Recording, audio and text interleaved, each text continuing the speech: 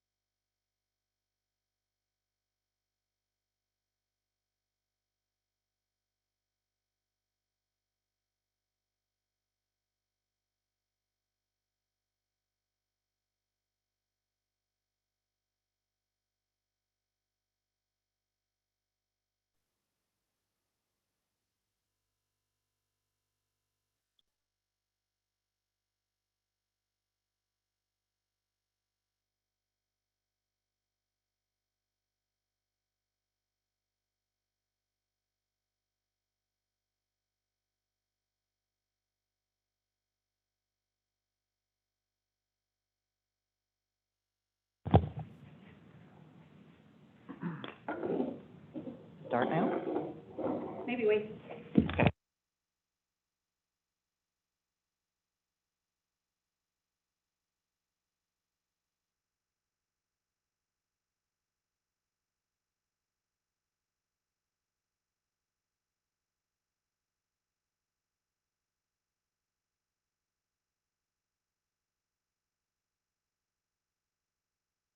Audio, which is muted, I'm assuming. Well, I'll make.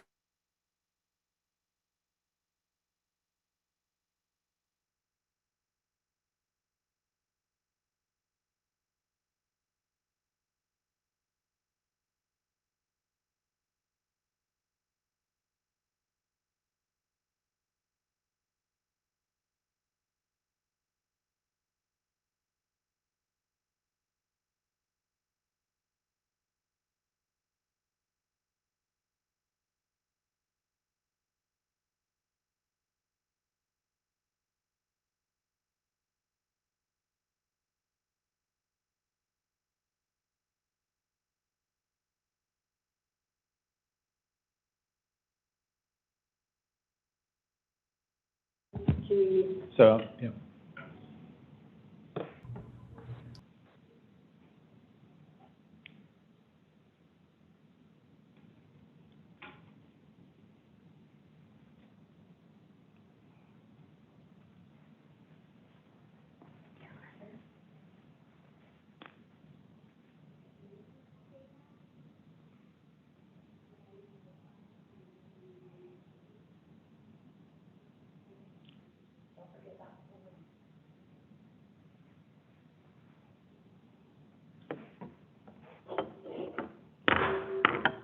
I now call to order the 173rd meeting of the House of Delegates of the South Carolina Medical Association. Good afternoon, everybody. My name is Helen Stockinger, and I am the Speaker of the House. And to my left is Dr. Jeffrey Cashman, your Vice Speaker. And we are coming to you live from the SCMA campus in Columbia, South Carolina. We have a busy agenda this afternoon, and before we get started, I would like to call on Dr. Wesley Frierson, member of the Board of Trustees, to provide us with our invocation. Welcome, Dr. Frierson. Thank you, Madam Speaker. I'd like to thank the Speaker, along with her staff and support, for putting this annual meeting together. As we pray, I ask that we remember all of those that we have lost to COVID-19, their family members, and those that are still dealing with the effects of the virus. With that said, let us bow our heads. Heavenly Father, we thank you for your mercy and all your blessings. We are truly grateful for your comfort and protection during these most difficult times. We humbly request your healing of our great nation so that we may return to our loved ones and find common ground with our neighbors. Today, we gather together seeking to carry out the business of the South Carolina Medical Association in a way that aligns with your beautiful will. Allow us to listen, learn, share, plan, and execute so that we may continue to provide phenomenal care to patients we serve and our fellow physicians. Please keep us safe and healthy until we meet again. May we all rejoice and say amen. Amen. Thank you, Dr. Frierson. Now, please stand and join us in citing the Pledge of Allegiance.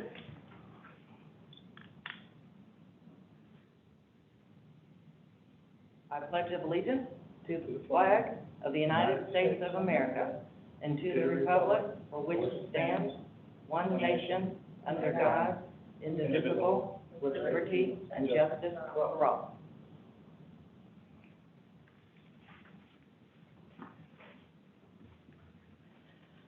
Okay, welcome to our first ever virtual annual meeting. Dr. Cashman and I are delighted to be opening the House of Delegates this afternoon. Of course, we wish we could be meeting with you in person. We miss seeing all our friends and colleagues across the state, but as COVID refuses to release its nasty grip, we knew that an in-person meeting just wasn't going to be a safe option. In fact, your hardworking and very astute SCMA staff, Rebecca Brannon, Natalie Sally, Rochelle Taylor, they recognized months ago, as far back as last fall, that we were probably going to need a virtual meeting, and they started planning this way back then. So they have worked tirelessly to prepare us for this weekend. However, we realize we'll probably hit a few hiccups along the way, and we ask that you just be patient with us. One thing we knew for sure, we did not want to have to cancel another annual meeting. That was painful for us to have to do that last year, especially not to hold a House of Delegates. The House of Delegates performs very important business for the SCMA, and you, as our delegates, play a vital role in that. So we are glad you're here joining us today, and thank you for what you do for the SCMA. Now, for us to put on this virtual meeting today is taking a strong IT support. So the SCMA hired the group ASG, that's Association Strategy Group, to assist us with that.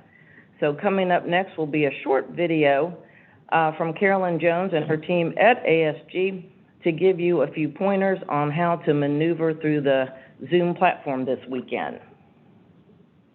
Carolyn?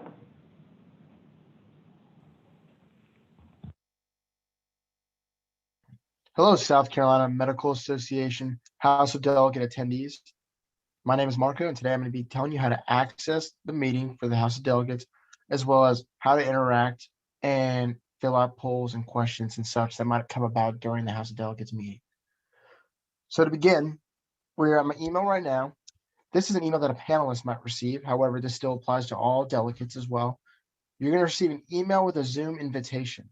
What is important about this Zoom invitation is that it cannot be shared with anyone else. That means other House of Delegates, it means anyone else that you might know, because it is specific to you. The specific link that you receive is going to be the one that you also utilize on the second day of the House of Delegates meeting, which will be April 25th. Now, the meeting is going to be hosted by panelists. During the meeting, polls will be sent out, as well as you'll be afforded the opportunity to ask questions.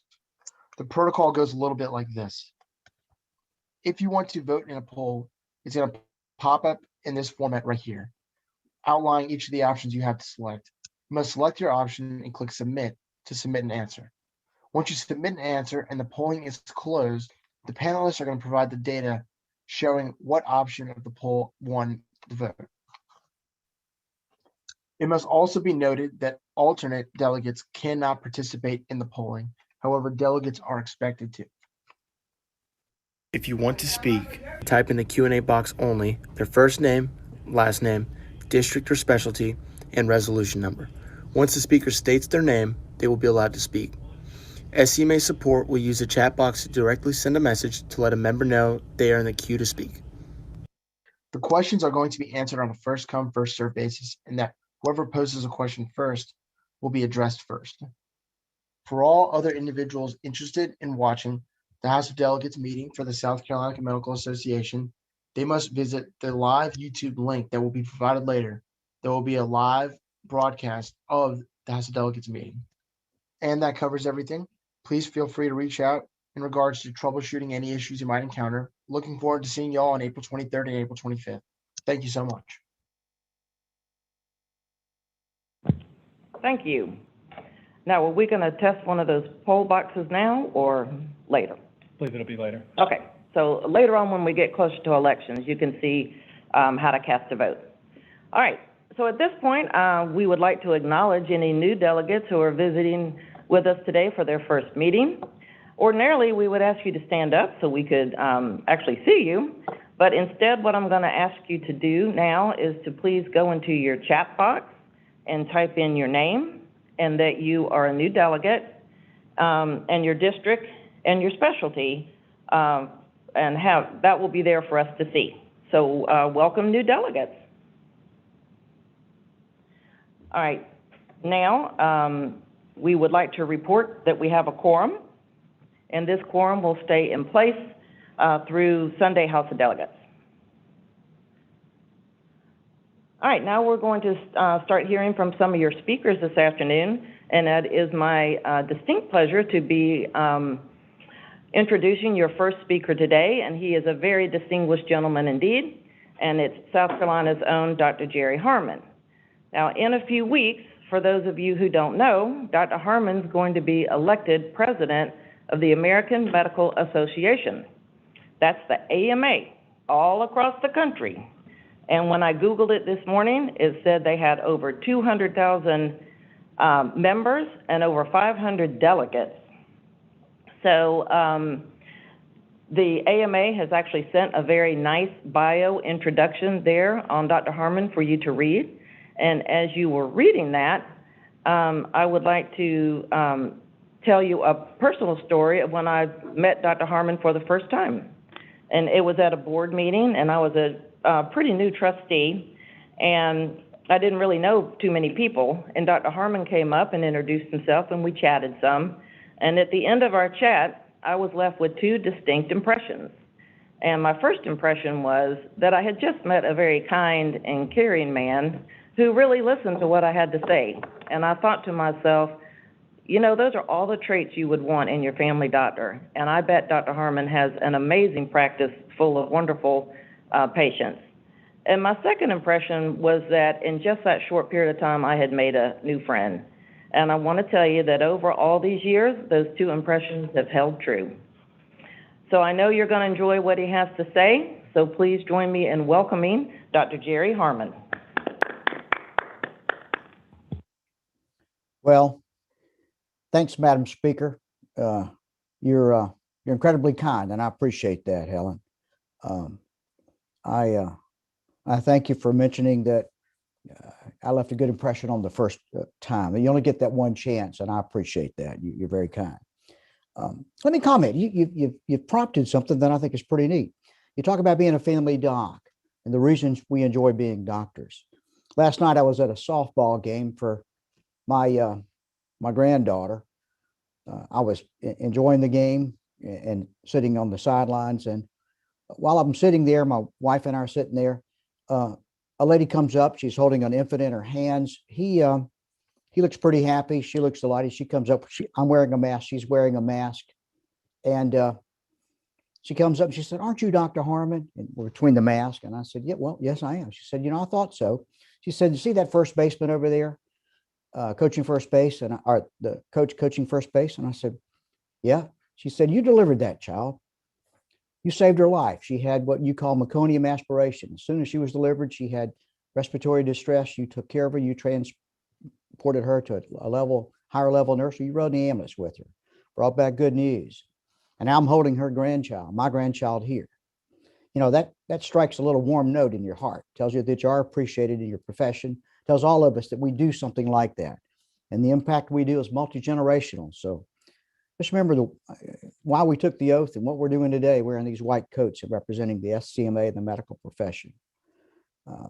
Before I go on real quickly, I want to congratulate President Mike Finch for all the year he's had here. It's an incredible year. I know it's been challenging, Mike. And I want to congratulate President-elect John Ropp. I'm sorry we're not going to have a big inaugural ceremony for you. I feel your pain. We're going to do the same at the AMA level, as Speaker Stockinger mentioned a few minutes ago. But thank all of you and congratulations. Next slide, please.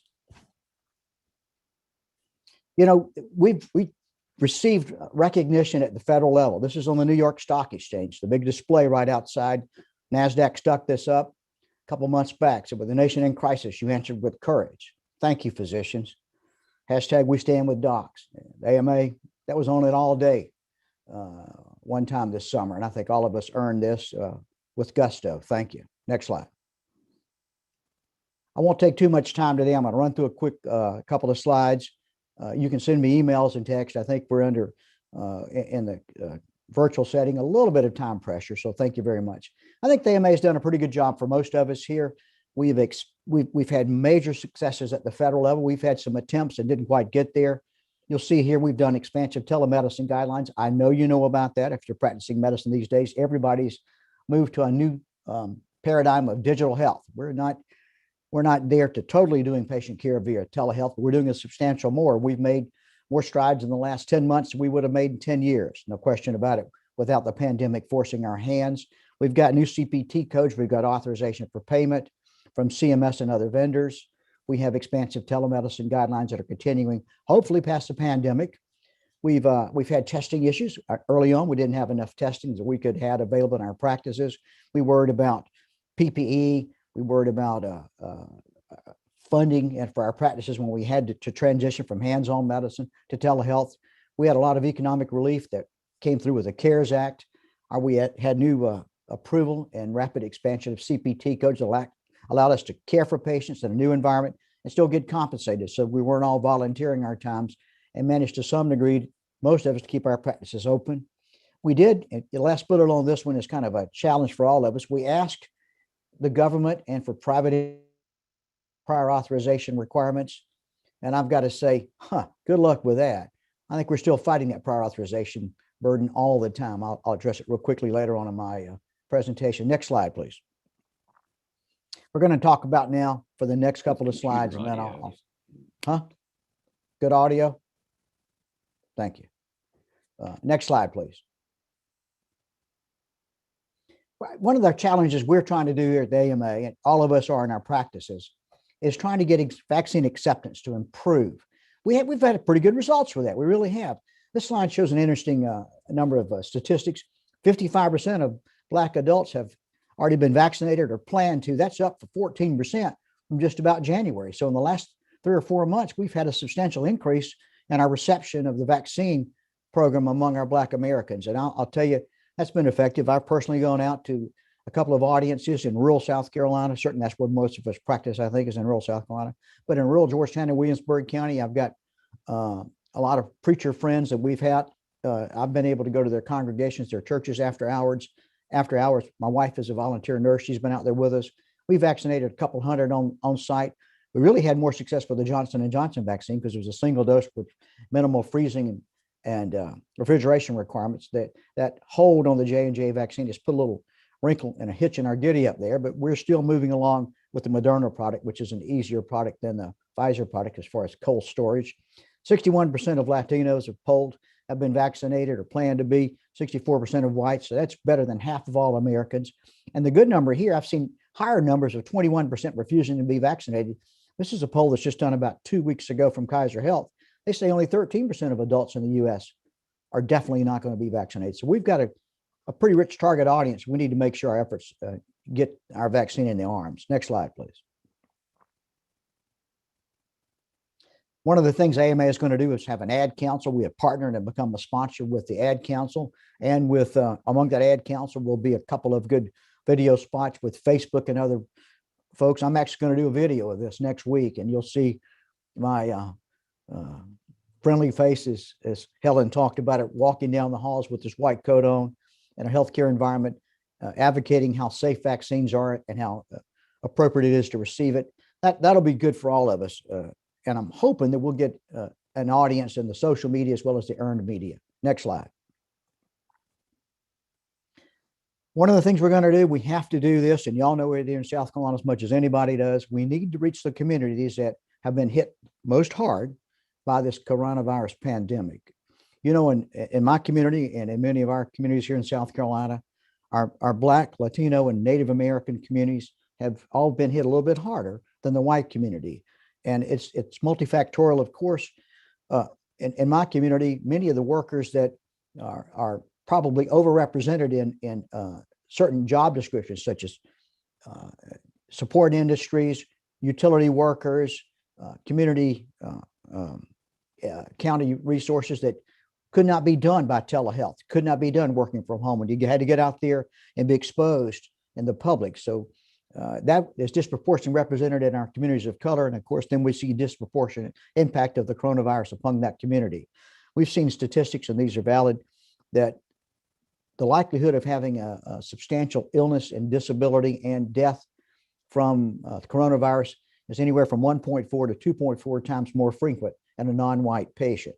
We're trying to get our vaccines out to these folks. We're trying to reduce that disease burden. And we're also at the AMA doing studies. We have a health equity task force and a Center now for Health Equity that will help give us some science behind this and make some recommendations for change across the profession or across AMA to help target the health inequity problem. Next slide. We talk about the successes we've had reducing the burdensome regulations such as prior authorization, reducing the limitation of payment and recognition that taking care of a person via non-traditional means, sometimes even telephone calls in today's telehealth world. Depending on what we had before, you had to have yourself in an office environment, the patient in another office type environment to do telehealth. They couldn't do it from home and you couldn't do it from your office. And then certainly they couldn't be in your office and you do it from home. That was not allowed by CMS. Now they've changed those recommendations and you can have a communication, a healthcare delivery from patient to physician, both of you at home, and still get some authorization for payment and recognition. We want to see that utility with appropriate guidelines. The state medical board will tell you this. The federal medical boards want to tell you this.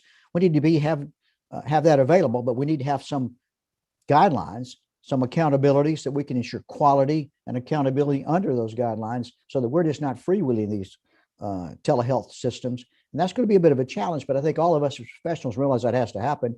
And that's where the AMA is trying to be key in that, and not just have it open to anybody, because we're already concerned about scope of practice. And when you're looking at the electrons don't know what your degree is. The electrons don't know what your regulatory authority is. We need to be careful that we don't overstep our boundaries there. Yet we take the quality care component and the accountable care component, and we deliver it to our patients in a reasonable manner. Next slide, please. This prior authorization burden, it was existent before the pandemic. I was hoping we would be able to get some relief. The AMA was hoping. All of us, I thought, would like to see the regulators who really put this almost in as an impediment to the delivery of care versus an assistance in any way. We're still aggravated by prior authorizations. 90%, that slide says 85%. We talk about as many as 90% say the burden of prior authorizations has had a negative impact on the practices, and 60% of patients have been impacted negatively by the burden of prior authorizations. On average, every practice has to do 40 prior authorizations per provider. That includes nurse practitioners and advanced practitioners as well as physicians. 40 authorizations weekly. It takes up 2.5 work days a week just to take care of the prior authorizations. An incredible burden that's unrealistic. All it does is delay or impede or prevent quality care delivery. Unacceptable. We have to have a change to that. Next slide.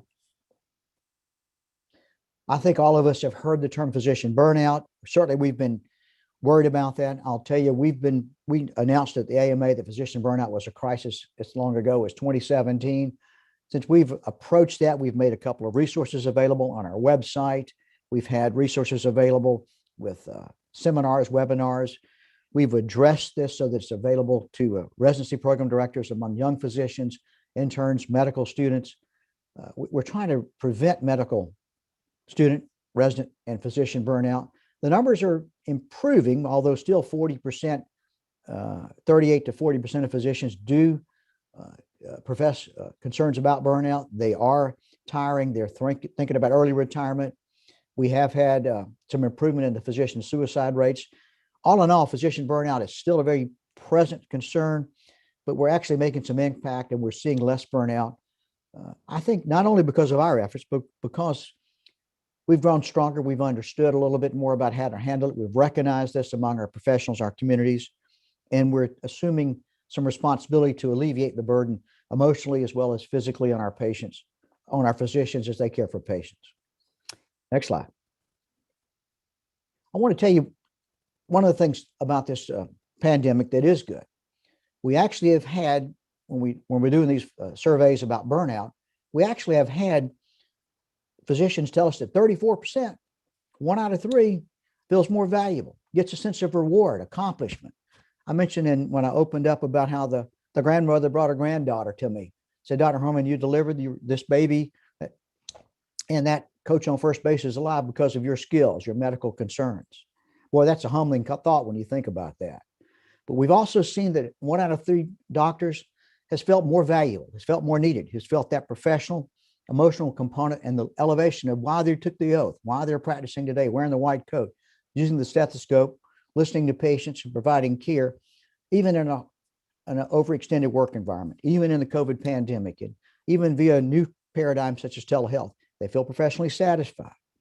So that's a positive approach. Now we feel needed. There's no question about it. We've always been needed, but now we have a sense that we're feeling more needed. And I think a lot of the folks are beginning to recognize that we doctors really are the folks in shining armor there to help them out. When they really get stressed in a tough environment, they don't ask, is there a lawyer in the house? Is there a legislator in the house? What they ask when they really need somebody for help is, hey, is there a doctor in the house? My answer is yes, and there always should be. Thank you. I don't know that we have time for questions, Helen, Madam Speaker, but I really appreciate the opportunity to speak to the SCMA today. Thank you so much, Dr. Harmon. We appreciate those words. I know you're sometimes pretty easy to reach, so maybe people can reach you and not this afternoon, as it's a little bit difficult with our virtual meeting. But I speak for all of us when I say we wish you the very, very best this upcoming year, and we know you're going to do a fantastic job. Thanks again. Well, thank you too. Thanks, Jeff. Thank you. All right, now it's time for Dr. Cashman. Thank you, Madam Speaker. So the SCMA has always had a nice partnership and collaboration with the South Carolina Board of Medical Examiners. And each year at the annual meeting in House of Delegates, we try to have a representative come and speak on behalf of the Board of Medical Examiners. And today, I'm excited to have Dr. Ann Cook, a mentor and a wonderful physician, come to speak. She is the president of the South Carolina Board of Medical Examiners, to give us an update on information from the Board of Medical Examiners. So we welcome Dr. Ann Cook. Thank you, Jeff. And it warms my heart to see you working hard with SCMA. I know that during your residency training, we always talked about trying to participate in organized medicine. And I know that you've done a good job with that. And you're a good ambassador for our residency program as well. I wanted to start out by just thanking all of you present for all the hard work you've done always, but especially in this last year. I think, as Dr. Harmon said, in some ways, I think the stress of all of this has brought out the best in us as we try to take care of our patients and really have to be flexible and move on a dime to change the way we do things. I'm sure I'm not alone in having our office convert to telemedicine within a week and actually do it fairly successfully, those sorts of things. And I do think that those things that we have learned from this time will persist, and we will make the care of patients even better because of what we've learned. So as difficult as this has been, I think there are some silver linings to appreciate. And part of that, like Dr. Harmon said, I think is returning to a sense of purpose, perhaps, in what we do. So I just want to thank you all for all of your service during this year. The State Board of Medical Examiners has as its primary reason to be enforcement of safety of the practice of medicine in the state. And of course, those rules and regulations are controlled by the state legislature, and we do our best to implement them as fairly and as equitably as we can. We always say that patient safety is number one, but I think every one of your board members would agree that the other thing that we try to be aware of is how to salvage a physician's career if it's salvageable, how to help a physician if we can. And we have had the Recovering Professionals program for years that deals with substance abuse issues. It's our goal in the next bit of time to try to enhance a little bit more the whole view of physician health. There are other states in the nation that the state medical boards and their recovering professionals program, or the equivalent of that, has a little bit more of a mental health emphasis, and we would like to see some movement in that direction. It's, that takes a lot of planning and a lot of review of things, but that would be our hope moving forward. I would say that the working relationship that we have with SCMA is really good, and I like to think that there's a synergistic effect between the SCMA and the medical board. As I mentioned, the legislature gives us our marching orders, but you in your role, and especially in the role of the PAC, help with the lobbying of the legislature to have the laws reflective of what is really the best for patients in South Carolina. And I can't thank you enough for all that you have done to try to remain vigilant in that regard and stay on top of legislation as it's working its way through the state legislature. I think this is, like I said, a landmark time in history. It's been a very good time to be a doctor. It's also been a very stressful time to be a doctor. And I just want to thank you all for your service. And if we can be of help at the medical board, we want to do that. I would mention, just as an aside, that we have these numbers that were sent to me today. Since the declaration of emergency, we have issued 560 emergency licenses to physicians in the state, 50 physicians assistants, and 98 respiratory care practitioners. And in general, those emergency licenses are granted within a 24-hour period. So that is something that we've worked real hard to be flexible about and to do our best. We continue to work on the process of licensure in general to make that more user-friendly, and we'll continue to work on that, because that's always something that there is room for improvement upon. So happy to speak to you, and thank you again for all you do. Thank you. I appreciate the words, Dr. Cook, and certainly the work that the Board of Medical Examiners has done. It's a lot of emergency approvals and a lot of work, I'm sure, or no. Next, I'd like to have Dr. Helen Stockinger, our Speaker of the House, give us our report of the House of Delegates and the Credentials Committee. So welcome, Dr. Stockinger. Well, thank you. I feel like I've said too much already, so I'm going to be very brief. My speaker report is in your delegates handbook, and it is shorter than usual since we did not have an annual meeting last year. The only thing I really want to highlight is in my report, I did go over how we handled last year's resolutions that we received. Since we didn't have a House of Delegates, we could not accept those resolutions for policy, but we did spend a lot of time reviewing them, and we want you to know we accepted them as important information, and thank you to those of you who sent those in. So that actually ends my report, but I would like to say, if I may, that I want to invite you to next year's meeting, which will be in our hometown of Spartanburg, South Carolina. And on Sunday, Dr. Cashman is going to give you a little preview of all the exciting events you're going to miss if you don't show up next year to Spartanburg. So that ends my report. Thank you.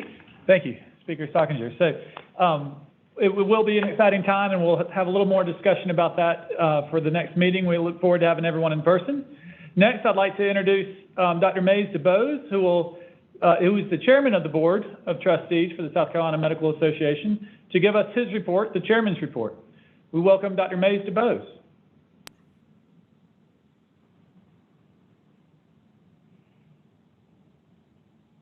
Thank you so much, Dr. Cashman and Dr. Stockinger.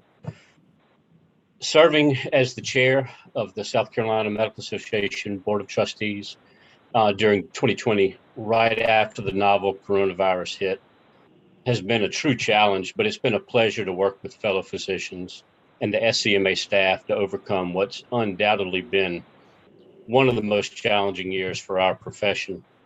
It's been truly memorable to join in our effort to triage through the completely new issues we face this year.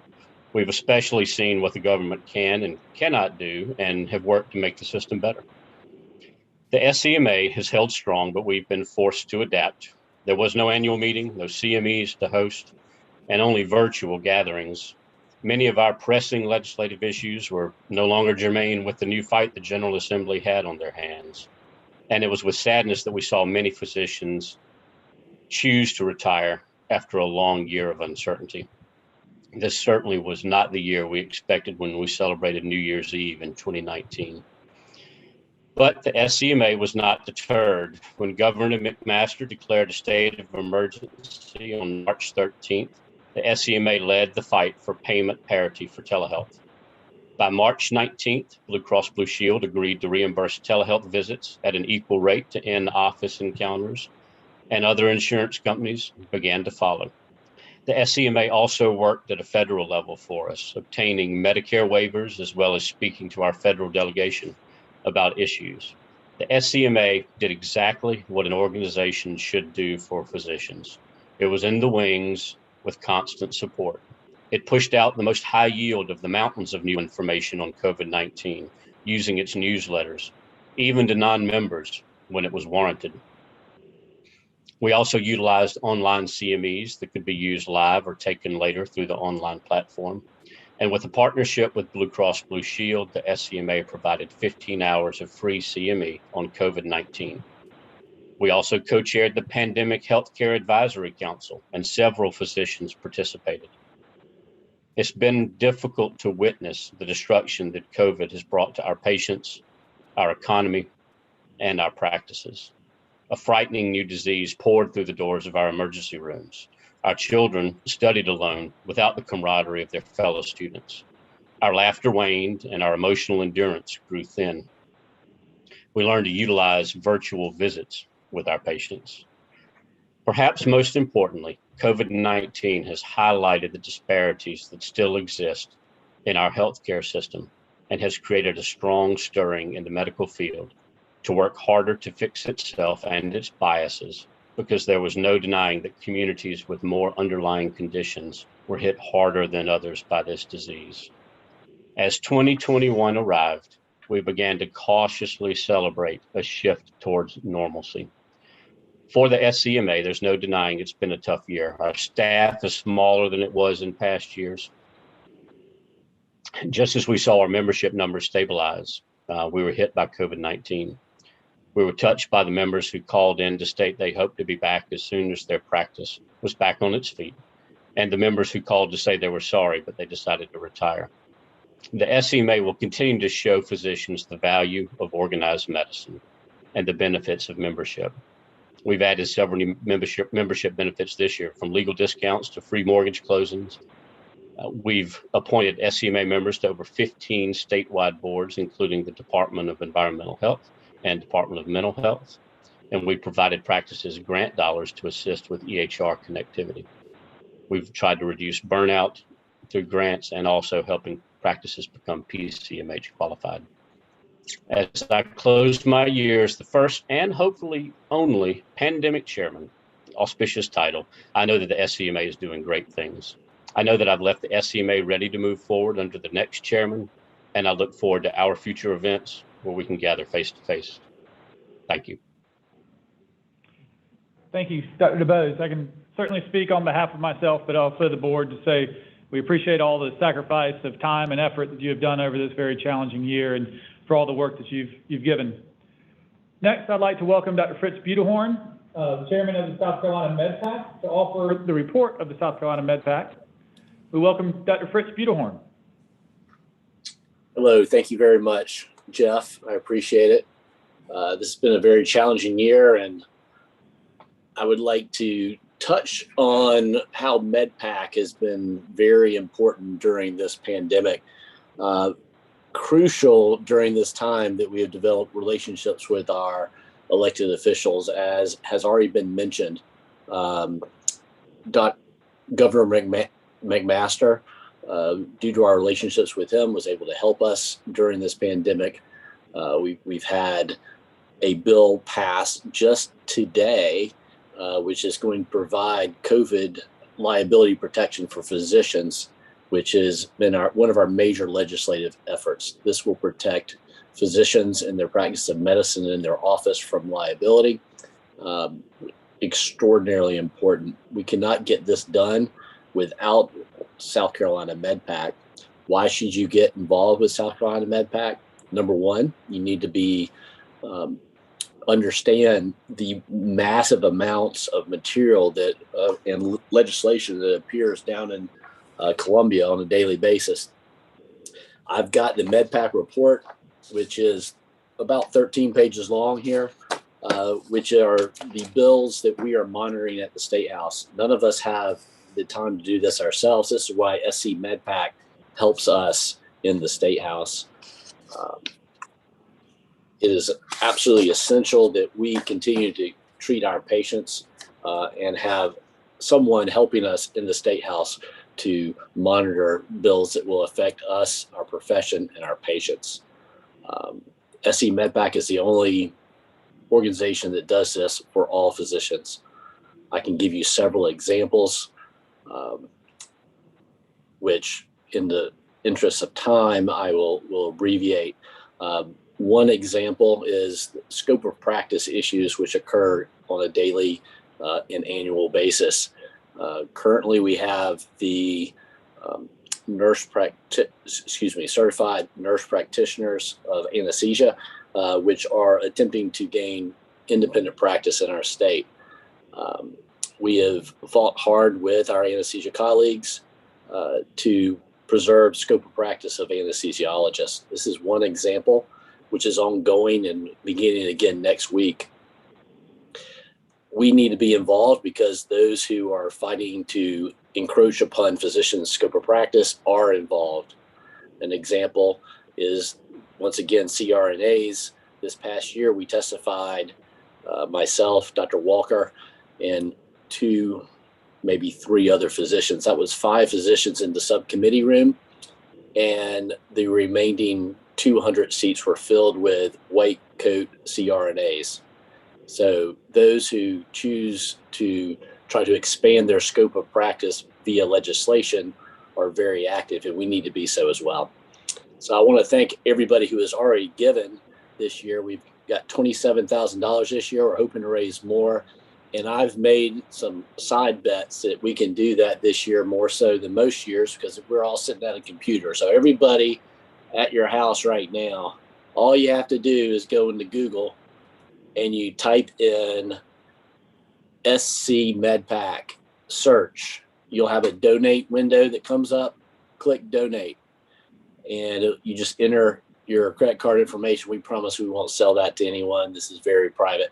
But very, very important that you do so. Through donating money, we develop these relationships that last, that enable us to enact legislation that helps protect our profession and our patients, and helps us to elect and keep physician-friendly physicians in Columbia. So this concludes my comments. I'm happy to answer any questions for anyone offline. Thank you. Thank you, Dr. Buterhorn, for your work at the State House, as well as the whole team for SC MedPAC, their tireless work at the State House to help the practice of medicine for the South Carolina physicians. I will now turn it back over to Dr. Stockinger, Speaker of the House. Thank you. I did want to thank everybody so far. We seem to be running very smoothly. I guess I better knock on some wood. And we also have a lot of viewership and participation today, and we're really pleased with that. I think we have many watching us on YouTube, and you can see there are 81 participants online right here. So glad you're here. All right, next it's my pleasure to introduce Dr. Stephen Imbo. He is chairman of the AMPAC Board of Directors, and he's always very interesting. So welcome, Dr. Imbo. Thank you, Madam Speaker. I trust that was a compliment. Thank you for your time. And like you, it's a high honor to be on the same stage with Dr. Harmon, and sort of fun. I came under his spell just like you did, Helen, but back in 1986, when he was only 20 years old. I, of course, was 10 or 12 years older than him, and have remained that since, I guess. But he looked so young to me then. He doesn't look that much older now. It's great and very, very high honor to be on the same stage with him. I thank you all. I thank your leadership. I want to thank Gary Delaney and Greg Teresitas, who work so hard for you guys at AMA and also with us at the Southeastern. And looking around the crowd, I just noticed that Dr. Smith, who is chairman of the prestigious University of South Carolina and Columbia, is in the crowd. Hi, Dorn. By the way, this is sort of humorous, I guess, but he and I live next door to each other, around the corner from each other, and it's typical of our culture. We see each other more often in this kind of thing than we do in the neighborhood. But hearing he was coming, I built a wall, so I'm not in the neighborhood anymore around my house. Next slide, please. I also want to give acknowledgement to my staff, John Sweeney, who apparently is not in the crowd, but he works very hard for all of us in Washington. I'm also proud of AMPAC, of which, of course, I'm associated. This is our 60th anniversary, our 60th birthday year. Next slide, please. We are the first non-union, non-organized medicine PAC in the United States.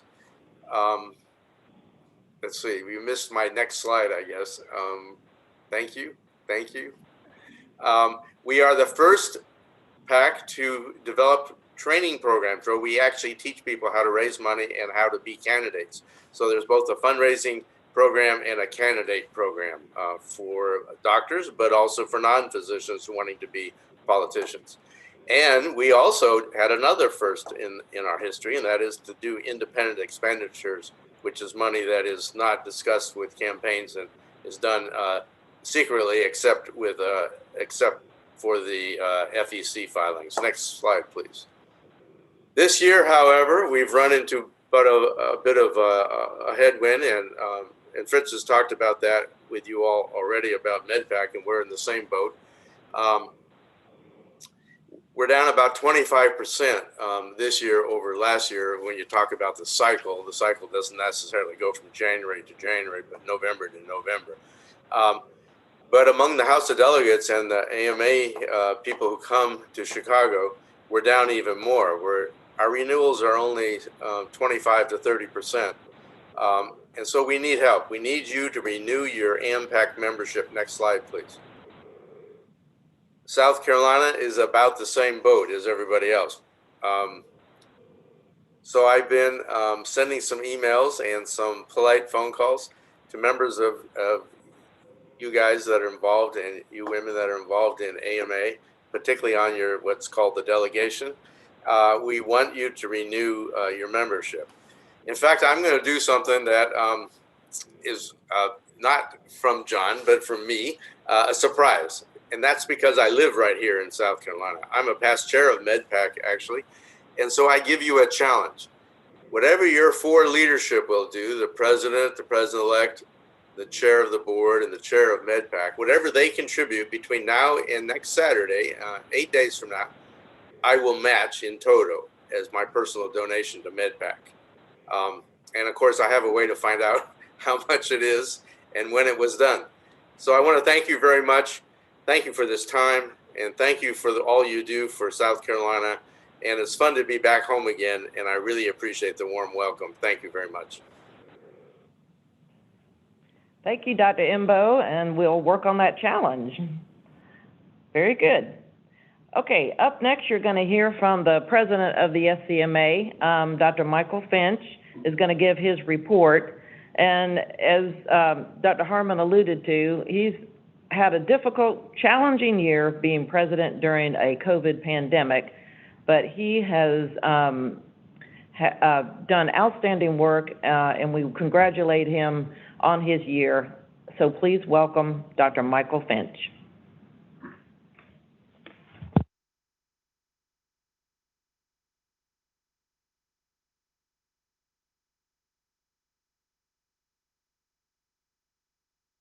Okay.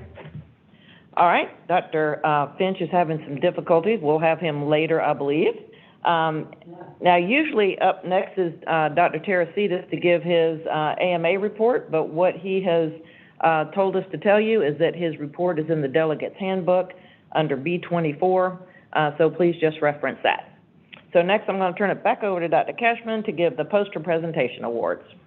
Thank you. So I've had the pleasure for a couple of years back to be able to award the wonderful work by our medical students and residents in the annual SCMA Medical Student and Resident Poster Competition session. And as with many things, this year was a little bit of a challenge. How do we show off the work of these wonderful students and residents when we don't have an in-person meeting to have posters up on the boards for us to follow? And so, again, this challenge brings about creativity, and we were able to develop a system where the students and residents put together their posters and recorded an overlapping discussion about their posters. So they were able to tell more and elaborate about the work that they did.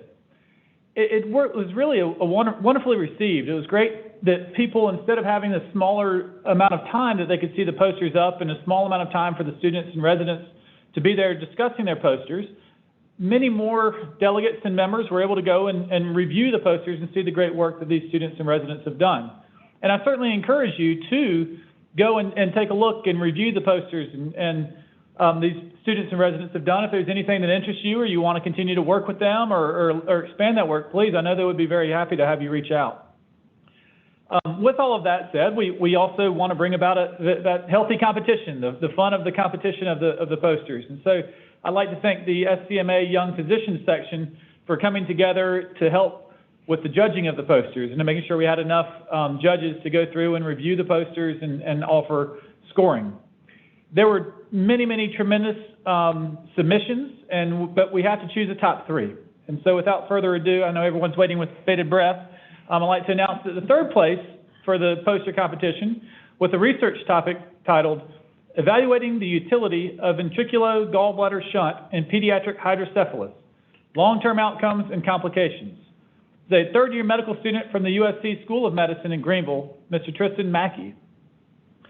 Second place goes to Ms. Julia Rhodes, a third-year medical student at the Medical University of South Carolina, with her research, Gender Differences and Outcomes of Interdisciplinary Pain Rehabilitation. And the first place winner for the 2021 SCMA Medical Student and Resident Poster Session is awarded to Dr. William Webster, DO, who is the second-year resident at the Prisma Health Columbia Internal Medicine Residency. His poster and research is titled Therapeutic Anticoagulation in Critically Ill COVID-19 Patients with Elevated D-Dimers, a retrospective study. So hopefully you'll take a moment to review those posters and all the poster submissions. There are, again, many wonderful posters, but we want to offer congratulations, and we will be sending out certificates and awards to the winners, the top three posters this year. And hopefully pass the word along so next year when we're back into an in-person meeting, we can help show off those posters in the usual format with the boards. Now we'll turn it back over to our speaker, Dr. Stockinger. Thank you. Very interesting posters. Wow. Okay. First, I guess at this point I'll call for any new business. We're still waiting to hear from Dr. Finch. Y'all let me know when he's coming? Yes, we will. Okay. Because up next are elections, and shall I proceed with those? Okay, well, I'm going to get to that. Okay, so this afternoon we're going to hold elections like we always do. We're going to be electing trustees, some officers to the board, and AMA delegates. So I thought I would go over a few voting rules since this is our first time we've ever done a virtual election. So first of all, how do you cast your vote? So when I call for the vote, you will get a voting box to show up on your screen that ASG will send you. And you will have 30 seconds, there we go, 30 seconds to cast your vote, and then I'll review the results. And so does everybody see that? Anybody having any trouble with that, please let us know. We have tested this over a dozen times. And very confident with it. Okay, now next, I want to review how you would nominate someone from the floor virtually. So some of our elections this afternoon, I will call and open it up for nominations from the floor. If you have someone that you want to nominate, what you'll need to do is go into the Q&A box and type your name and that you have a nomination. And when the time comes, we will recognize you and you can state your nomination. So just a reminder, nominations don't need seconds. And also a reminder, I don't need a motion to close nominations. Once we see that there are no other nominations coming or lined up, it is proper for us to just call for the vote at that point. So any questions about that?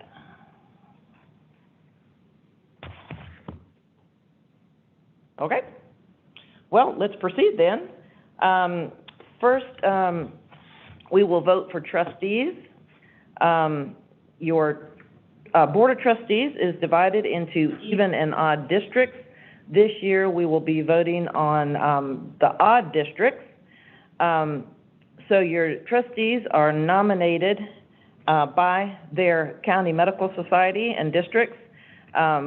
So our job at the House of Delegates is to confirm their nominations. Are we going to put up a slide for the trustees? Okay.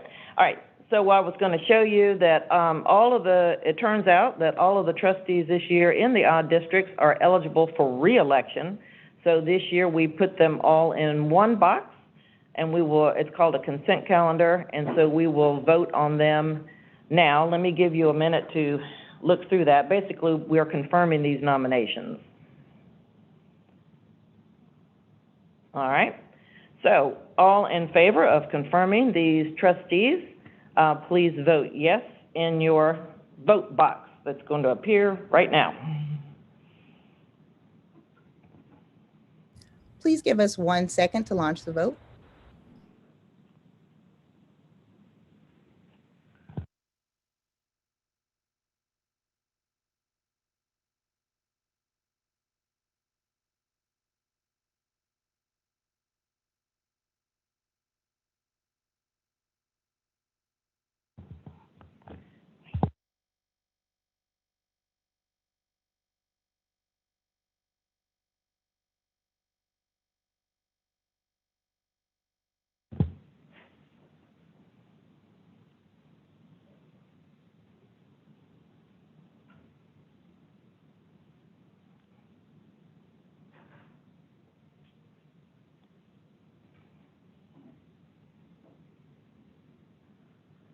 Give us just a minute, please.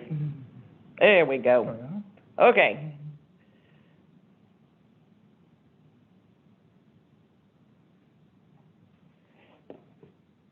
So if you'll cast your vote, please.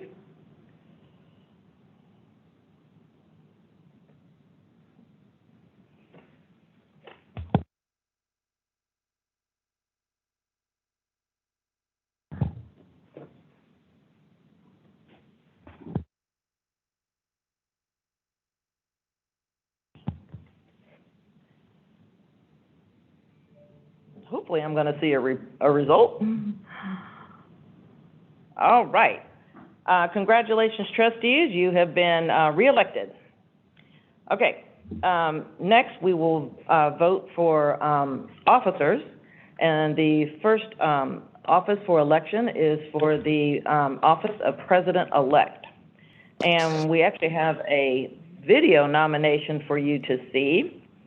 So we're going to now play the video nomination for President-elect.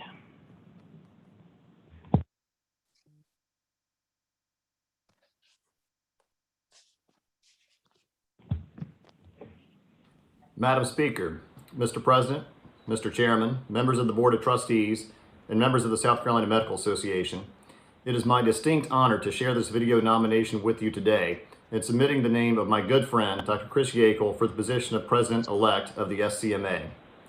I dare say that nearly everyone participating in this virtual annual meeting already knows Chris. It has been my pleasure to call him a dear friend and mentor now for the past 15 years. To know Chris is to appreciate the deep commitment that he makes to everything he does, whether it's an exemplary career as an anesthesiologist, as the loving husband of Margaret and the proud father of Sarah and Anna, or in this case, as the future leader of the South Carolina Medical Association. It would take longer than I have today to list all of Chris's educational and professional accomplishments, which began with his undergraduate years at Penn State University, where he graduated Phi Beta Kappa and continued on to medical school. Upon receiving his medical degree from Penn State, Chris spent the next few years as the staff physician for Indian Health Services in South Dakota before completing his anesthesiology residency at Emory University, followed by a fellowship in pediatric anesthesiology a year later. Everyone participating in this meeting understands the higher calling of service, both to our patients and fellow physicians, and Chris has demonstrated that commitment spanning the 3 decades of his illustrious clinical career. He served as president of Anesthesiology Consultants of Columbia, president of the Columbia Medical Society, and he spent a decade as South Carolina's board member for the American Association of Anesthesiologists. Having worked with Chris for several years within the ASA, I was always impressed by the trust and the high admiration that our colleagues across the country had for Chris. And while he was asked to take on higher office within our specialty society at the national level, I'm selfishly grateful that Chris chose to commit his time and his talents to our state, serving as trustee for the SCMA board, and then as secretary, and then treasurer. Today, we're all truly fortunate that Dr. Yackel is willing to once again serve the physicians and patients of South Carolina by standing for the office of president-elect. As I mentioned earlier, I could spend minutes, many minutes, if not hours, extolling Chris's virtues and telling story after story about his intellect, his compassion, and the energy he brings to any challenge that he takes on in life. Those of you who know Chris know exactly what I'm talking about. And if you've not had the chance to meet him, the wonderful thing is that he'll spend whatever time it takes to listen, to talk, and to engage. Anytime you're with Chris, it feels like you're the most important person and the most important thing that he has on his itinerary, which is an extremely special gift. I've had the pleasure of spending hours talking with Chris over meals and various meetings and conferences, and yet just a couple of months ago, he took the time to drive to a Lowe's parking lot in Columbia to talk to me after a recent DHEC board meeting that I had. That's the kind of person we have as a future leader of the SCMA, and we couldn't ask for anything or anyone better suited for this job. Before I close, I should also mention something that may be topical given the resolutions and conversations that always take place within the SCMA at gatherings such as these, even virtual. And while I'm not really sure the best way to say it, I'll just share with you, Chris loves to get high. And it may sound cliche, but I mean, really, it's been a passion of his since college. And how high, maybe you're wondering? I think the higher the better is what Chris would tell you, although he's also probably going to tell you candidly that it's not as easy to get there as it was when he was younger. But that's his passion, and that's his nirvana. When Chris needs to think deeply or just escape the crazy world of healthcare, he'll be the first to tell you that there's really nothing like getting high. So from the time he sets foot in that cockpit until he's soaring thousands of feet in the air, Chris finds inspiration and freedom as a pilot. And why would I share that with you today? Really for 2 reasons. One, because I think it's a fitting analogy for what we're seeking as an organization and in our future leaders. We need a pilot, someone who checks the smallest details and yet has a plan for where we're going as the SCMA. What qualities do we want in our future president? Vision, of course. Attention to detail, absolutely. And Chris is the perfect balance, and that's what we have with Chris Yackel. A man who doesn't miss the forest for the weeds, forest for the trees. He's the consummate gentleman, he's the doctor that we all aspire to be, and he's the father and husband that I try to emulate each and every day. The second reason, because if you've not spent any time with Chris, you should prepare yourself for some aviation analogies. My friends who have served on the SCMA board over the years know exactly what I'm talking about. Like any plane flight, the path we're taking as an association is full of choppy air and twists and turns. And what I can say without a doubt is that there is no other person I would rather have at the controls than Chris Yackel as our future president. In closing, I apologize for the impersonal nature of this brief video. Unfortunately, I have call duty today and I couldn't be with you all in person, but I hope that doesn't detract from the importance of this nomination and the incredible regard that we hold for Chris as he generously offers, once again, his time, his talent, and his intellect to our esteemed association.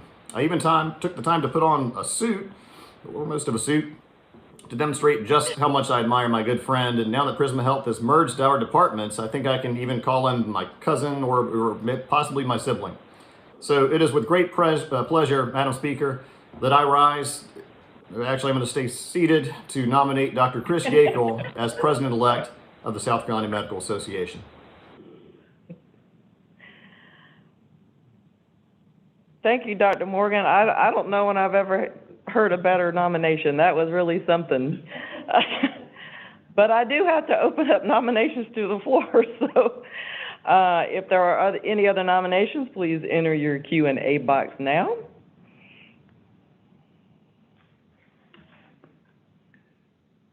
Madam All right. Speaker, I see no other nominations. Okay, seeing no other nominations, please now cast your vote for Dr. Yekel for president-elect.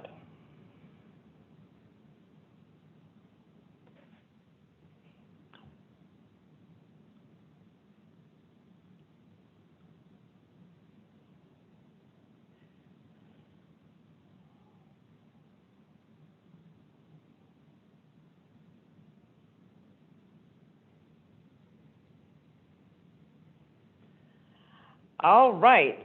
Congratulations, Dr. Yekel. You have been overwhelmingly elected, and we will call on you now to give us a few words, please.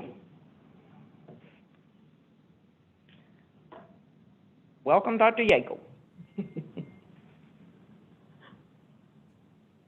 Thank you.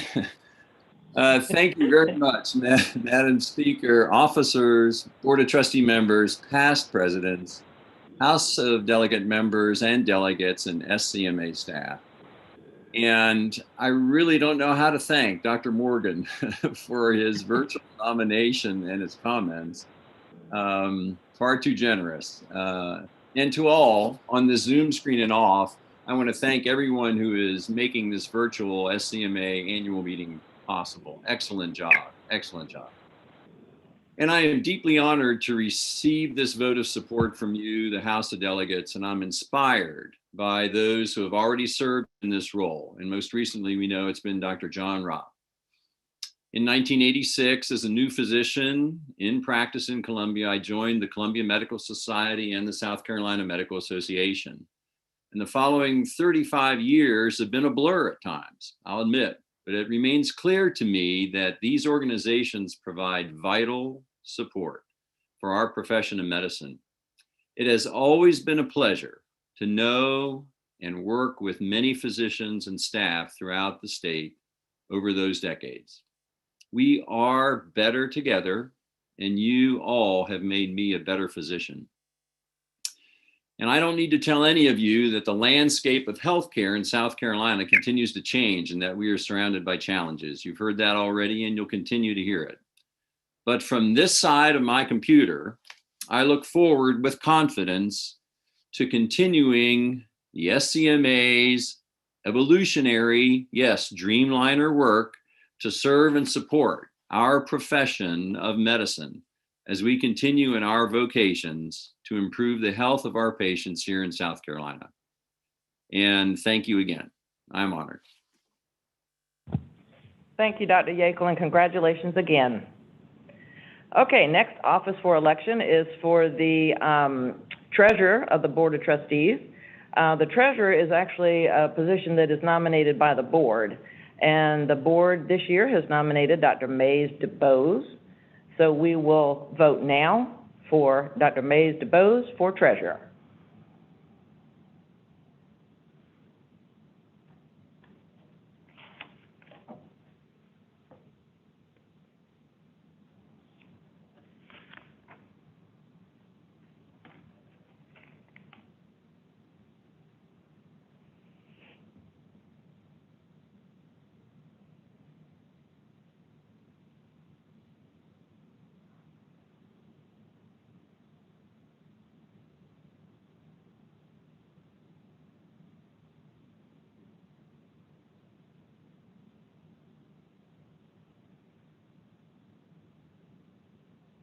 Okay, congratulations, Dr. DeBose.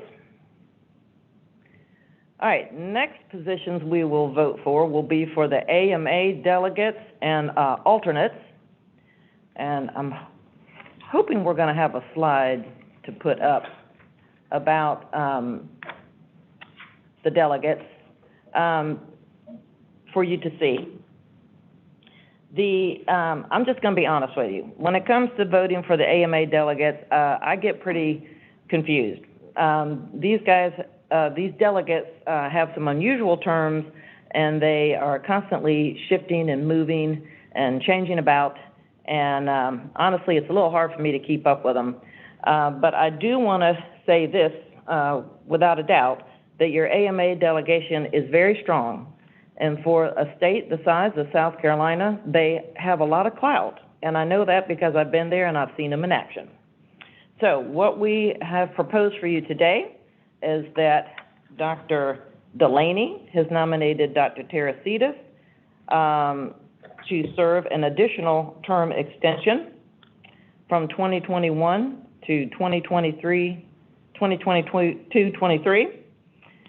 And then on the next line, Dr. Delaney has nominated Dr. Schlesinger to serve as AMA delegate alternate from 2022 to 2023. So, are there any other nominations from the floor?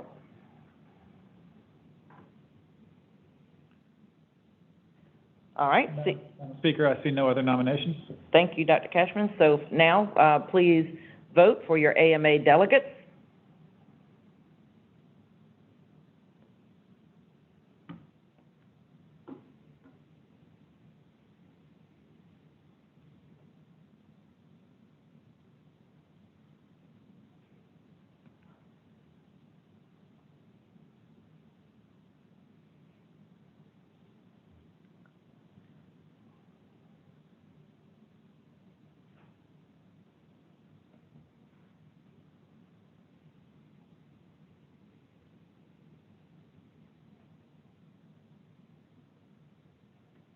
Okay, congratulations, Dr. Tarasidis and Dr. Schlesinger.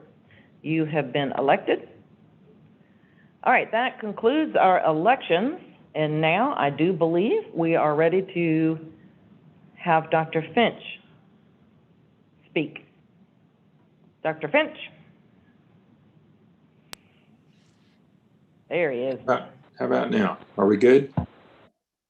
Yes. Perfect. Great. I apologize for the technical difficulties on my end, but Madam Speaker, Dr. Vice Speaker, Dr. AMA President-elect, AMA delegates, officers, past presidents, delegates, staff, and guests. It's been my pleasure to serve as the 159th president of the South Carolina Medical Association.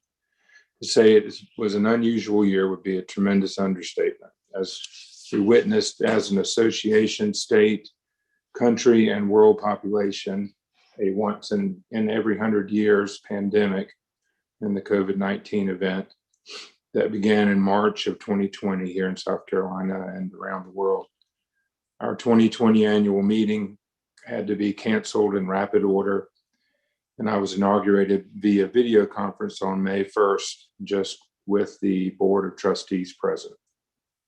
Video conferencing has become standard operating procedure since that time, and still after 14 months remains our primary way that we've conducted SCMA business and many other aspects of our lives. As far as my year has gone as president, it's been atypical to say the least, but yet one that has been very rewarding. And as I and we as a state medical association have been able to be on the front lines in the fight against COVID-19. I was sadly unable to attend many of the meetings that I had looked forward to attending, as they were mostly canceled altogether or changed to virtual formats without much precedent for how to go about such things for meetings. Events I was unable to attend were the annual meeting, of course, last year, and the various state medical school graduations, namely MUSC, USC Columbia, USC Greenville, and VCOM. The MUSC graduation would have been my own 30th anniversary graduation date last May, so that was particularly sad to have to miss that. I also missed attending the annual AMA meeting in Chicago, and as well the South Carolina chapter of the American Academy of Pediatrics annual meeting. It was also unfortunate that I was unable to visit with our neighboring medical societies at their annual meetings that occur in the summertime, Georgia and North Carolina specifically. In the fall, I was also unable to attend the AMA interim meeting in San Diego, as well as the usual holiday county medical society events that take place. It was a shame to miss out on these events during my term, but we have all missed out on various life events in the last 14 months. On a more positive note, because of video conferencing and then later in my term, the loosening up of restrictions, I was able to attend numerous county medical society events. My goal when I took office was to try to attend an event at every functioning county or regional medical society. And I did go to many in person or on screen. I attended events in person in Columbia, Richland County, Dorchester County, Greenville County, Aiken County, and Myrtle Beach or Horry County. I attended events virtually in Charleston County, Florence County, and Anderson County. I truly enjoyed my travels, meeting county medical leaders, sharing my SCMA experience, and updating them on our COVID-19 operations and our legislative agenda. Some other events that I was able to attend either in person or virtually were the 4th annual SCMA Medical Leadership Symposium, the USC School of Medicine First Year Medical Student Orientation Luncheon, the SCMA Alliance Annual Fall Conference, the South Carolina Senate Republican Caucus meeting, the Doctor of the Day program at the State House, the Guiding Principles for Vaccine Allocation Teleconference, and the Columbia Medical Society Legislative Update virtual meeting. I also attended the Young Physician section meeting of the SCMA virtually last May, as this is also something that's normally done at the annual meeting, obviously. As the SCMA was frequently called upon to make statements and provide public service announcements about the pandemic and the rapidly evolving recommendations by state agencies and infectious disease experts, I conducted several interviews with a number of local news channels in an effort to answer questions and provide information. I had 2 separate interviews with the Herald Journal in Spartanburg, one with WCSC in Charleston about the Slow the Spread campaign, and one with WLTX in Columbia as well. I was glad to participate in these interviews to get the proper information out to the public and to show folks around the state that your SCMA was present and at the table and working hard to do its part to fight COVID-19. Over the course of the last 14 months, the SCMA staff, legal counsel, lobbyists, board members, and the executive committee have worked tirelessly to do our part in conjunction with other state agencies to spread correct and factual information regarding COVID-19. The SCMA worked with the governor's office, the South Carolina Hospital Association, Blue Cross Blue Shield of South Carolina, DHEC, and others, often having weekly or sometimes daily calls to discuss the pandemic. The SCMA partnered with many of these groups to formulate the slowthespread.com website, which also provided up-to-date CME hours and study modules for physicians in South Carolina. We as a body were well represented at the State House by our lobbyists and chief counsel, and I personally appeared to testify before the Senate Medical Affairs Subcommittee regarding the administration of flu vaccines in patients under 12, primarily to set the stage for preferable administration of COVID-19 vaccines in patients under 12 in the future, trying to keep those vaccines administered in physicians' offices for safety reasons. Briefly on the legislative front, among other items, the SCMA continued its work on opposing the Compassionate Care Act bill regarding medical marijuana to avoid physicians being the access point or gatekeeper for a non-FDA approved medication. Also supported the tobacco bill to raise the age to 21 for purchase of products, supported the bill to eliminate the Certificate of Need program, supported legislation to protect physicians from frivolous lawsuits related to unprecedented treatments of patients for the novel COVID-19 pandemic and its complications, and continued our fight against ever-present scope of practice battles with numerous non-physician groups seeking to increase their scope and encroach on what only physicians have been properly trained to do with many more years of clinical training. These are battles that never seem to go away, but that we must always oppose for safety, patient safety reasons.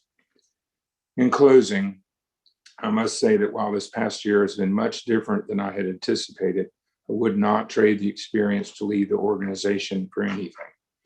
I've been on the board since 2012, on the executive committee since 2014, and will serve one more year as immediate past president, starting this weekend until next April. So I will have spent a decade with the SCMA. I've learned more than I ever imagined I would about collegiality, compromise, commitment, rules of order, the legislative process, and the board membership process. I must express my tremendous admiration for the dedication and commitment of our outstanding staff.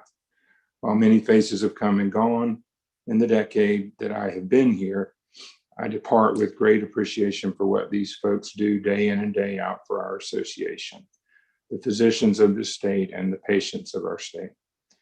While I appreciate all of the staff at the SCMA, I want to personally thank VP and General Counsel Rochelle Taylor, who's been outstanding, CFO Michelle Bolin, a top-notch CPA and financial advisor for us, Natalie Sally, who has been my right-hand assistant during these challenging times, helped me to understand many of the ins and outs, and Rebecca Brannon, who has also helped keep me straight and has done the lion's share of the scrambling to reset the annual meeting. I also want to thank Ben Homeyer and Joni Nickel, who were the SCMA lobbyists during most of my time as president-elect and president. They also did an outstanding job. I will look back on this year fondly and think of it as my predecessor and friend, past President Mark Siebert, described it as a pinnacle of my professional career. I thank you all for your support of me as president this past year and your support of this fine organization. I leave you all in the very capable hands of President-elect John Robb. My very best wishes to him and the organization moving forward. Thank you. Thank you, Dr. Finch.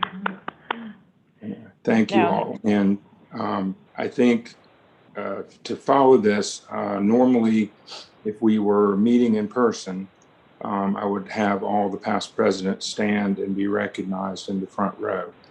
But since we're not in person, and I really probably don't have an accurate list of all the past presidents, I would just basically refer you to the House of Delegates handbook, which should usually list all the past presidents for the last 160 years, but also those that are signed up for the meeting. So I would certainly like to recognize those that are with us today for their service to the organization in the past. So thank you all. Okay. All right, thank you. All right, now we're getting close to breaking for reference committee. Actually, we're a little ahead of time. So they are going to start at 3 o'clock. But I do, I knew I should have prepared some jokes. I usually have a lot of. I was waiting. I know. And I said, well, it's virtual. We got to hurry up. And man, I could have had quite a few. But anyway, let's go over some housekeeping items. First, for those of you who are signed up for annual meeting, don't forget to join us tomorrow morning for a full morning and early afternoon of CME. Despite COVID, your very excellent CME committee they were successful in obtaining some very fine speakers. We'll be starting tomorrow with the president's session and then running through the morning, and then it will end up with the opioid class. All important, as everyone knows, that is required every other year for your relicensure, and we are glad to provide that for you. When we had that course 2 years ago, we actually ran out of even standing room. So I guess that's one plus with having a virtual meeting is we won't run out of room. So you can access all your CME through the Whova platform. And I wanted to mention the Whova app. It's a pretty cool app and platform, and I know many of you who have already been in there moving around through it. We do want to ask you to please visit our exhibitors. They are very important in helping us to hold this meeting. as always, and it takes a little more than just going in and clicking on their site. Please go in and go through their site, click on some likes and give them some time. And then at the bottom of that, you will see enter a raffle. Several of them are having raffles.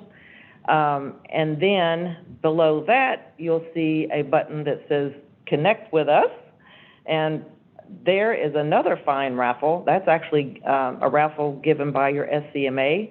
And it is there. We are going to award 4 $250 certificates to Hall's Chop House. So very fine indeed. Let's see. Oh, don't forget to join us back Sunday morning at House of Delegates. We'll start at 8:30. So please be on time. We'll have a little more business to go through, some more important elections, and then we will jump right into your reference committee reports. And we always look forward to a Sunday morning, but that is not the end of it. After reference committee reports, you're going to hear farewell address from the president, Michael Finch, and then closing remarks from the incoming president, Dr. John Rott. So you won't want to miss what they have to say. All right, now, reference committees. They are scheduled to start at 3. In your chat box, you already have the Zoom links to those rooms. You are free to move in and out of these rooms as you like. What you'll need to do is reference your delegate's handbook, table of contents. In there, you will find each resolution and which reference committee room they're going to be in. So that's there to help you out at the bottom. Okay. So for now, we're not going to, reference committees are not going to meet till 3. Oh, yeah, thank you. Oh, I can't believe I forgot this. So word up. This is when we want to hear from you, and we want you to speak up. Can't believe I almost forgot that. The time for debate and discussion is this afternoon in reference committee, and not so much on Sunday morning at House of Delegates. So please go and speak up. Now, did we want people to copy and paste those links? Yeah. So if go ahead. You see on the bottom of the chat, we've reposted the links to the links to the 3 different reference committees. If you notice on the screen, there's a list of reference committees, but in the chat are the hyperlinks. So since we're going to break early, we would ask you to copy and paste those somewhere where you can have the hyperlinks to the reference committees. And to reiterate something Dr. Stockinger, our Speaker of the House, mentioned, on Sunday, delegates will be the ones to be able to speak. And so today is the time for everyone to try to have the discussions in the reference committees and to not bring up new material or not try to, unless you have new material, not bringing up the exact same thing from the reference committees, to try to get the work done in the reference committees to make Sunday a smooth process. Thank you. I'll turn it back. Yes. And so since we have a minute, let's talk about Sunday morning about amendments. If you want to make an amendment, what you'll need to do is go into that Q&A box, you'll sign your name, and you'll say that you want to speak to a resolution. Then when we call on you, we will ask you to state your name and whether you are speaking for your district or your county society, or if you're speaking for yourself. And the distinction is important because if you're making an amendment from your society, you won't need a second to your amendment. But if you're speaking on behalf of yourself, your amendment will need a second. So we're not trying to discourage individuals from making an amendment, but in a virtual world, it will be a little more difficult. So just throw that out there for you to prepare for Sunday. All right, any further questions, comments? We're pleased we could run so smoothly and end early. So thank you for being here and enjoy your time in reference committee.